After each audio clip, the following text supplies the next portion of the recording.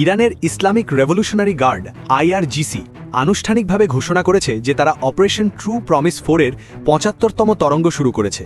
তারা স্পষ্ট ভাষায় বলেছে, এটা আর শুধু প্রতিরোধের ভাষা নয়, এটা এখন মৃত্যুদণ্ডের ভাষা। চলুন বিস্তারিত জেনে নিই এই ৭৫তম তরঙ্গে ঠিক কী ঘটেছে। প্রথম এবং সবচেয়ে গুরুত্বপূর্ণ টার্গেট হল সৌদি আরবে অবস্থিত প্রিন্স সুলতান এয়ারবেস।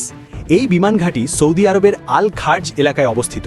এটা কোনো সাধারণ ঘাঁটি নয়, এখানে আমেরিকার F-15, F-16, F-35 যুদ্ধবিমান, air refuelling tanker, reconnaissance aircraft, airborne warning and control system এবং পুরো মধ্যপ্রাচ্যের আমেরিকান এয়ার অপারেশনের কমান্ড ও কন্ট্রোল সেন্টার রয়েছে।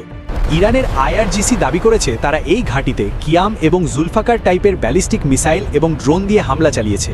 তাদের ভাষায় এটা আমেরিকার আকাশশক্তির মেরুদণ্ডের সরাসরি আঘাত, কারণ এই বেস থেকেই আমেরিকা পুরো অঞ্চলে তার এয়ার স্ট্রাইক এবং সার্ভেলেন্স অপারেশন নিয়ন্ত্রণ করে।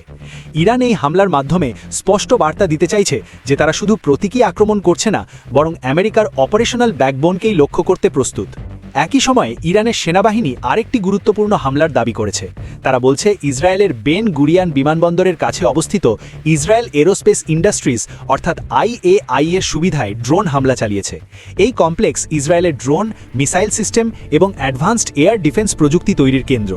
সবচেয়ে উদ্বেগজনক অংশ হল ইরান বলছে তাদের গোয়েন্দা ইউনিট ইসরায়েলি সেনাদের নতুন ডিপ্লয়মেন্ট লোকেশন এবং লুকানো জায়গা শনাক্ত করেছে, এমনকি সিভিলিয়ান এলাকা এবং বসতির ভেতরে লুকিয়ে থাকা সেনাদেরও।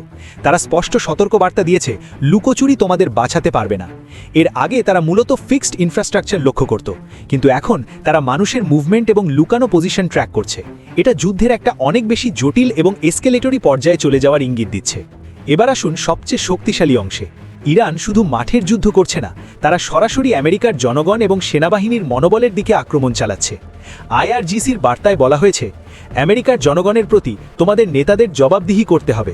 তোমাদের ভুল নীতির কারণে আমেরিকান সেনারা প্রতিদিন মারা যাচ্ছে, তাদের নিজেদের রক্তে ডুবে যাচ্ছে, অথচ তোমরা আমেরিকান জনগণ এবং তাদের পরিবারকে আসল মৃত্যু এবং আহতের সংখ্যা জানাচ্ছ না।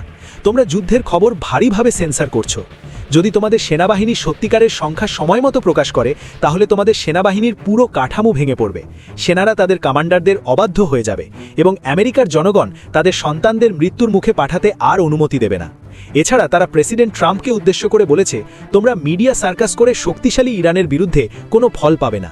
ইরানের শহরে গ্রামে ঘুরে দেখো, সেখানে শুধু গর্ব, প্রতিরোধ, সৌন্দর্য এবং শক্তি দেখবে। তোমরা যুদ্ধকে হলিউডের সিনেমা ভেবে ভুল করেছো। বন্ধুরা, এটা পুরোপুরি ইরানের দেওয়া দাবি। আমেরিকা, ইসরায়েল বা সৌদি আরব এখনও এই ৭৫তম তরঙ্গের কোনো বড় ক্ষয়ক্ষতি বা সফল হামলা নিশ্চিত করেনি। আগের অনেক তরঙ্গের মতোই এবারও বেশিরভাগ প্রজেক্টাইল আকাশ প্রতিরক্ষা ব্যবস্থায় আটকে যেতে পারে।